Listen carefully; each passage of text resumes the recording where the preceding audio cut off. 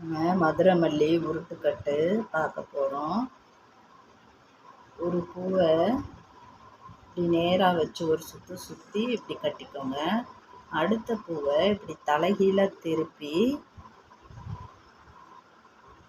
வச்சு இப்படி லைட்டாக திருப்பிக்கிட்டு கட்டுங்க.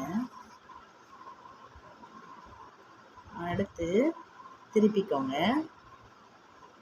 ஒவ்வொரு பூவையும் திருப்பி திருப்பி கட்டினீங்கன்னா நல்லா திருப்பி கட்டும்போது இப்படி கிராஸாக வச்சு இப்படி நாட் போட்டுக்கோங்க.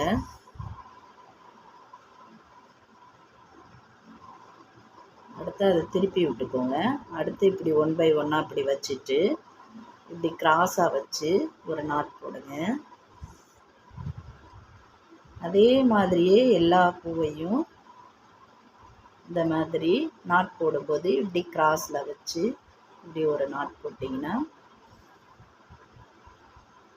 அப்படியே நல்லா உருட்டாக வந்துடும் உங்களுக்கு.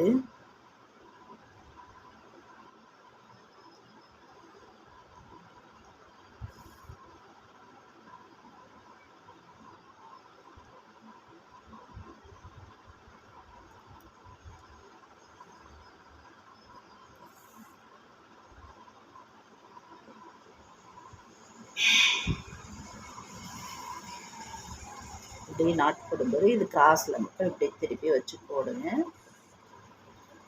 இங்கே பாருங்கள், நல்லா மதுரை மல்லி உருட்டுக்கட்டு உங்களுக்கு சூப்பராக இருக்கும். இதே மாதிரி நீங்களும் கட்டி பாருங்கள்.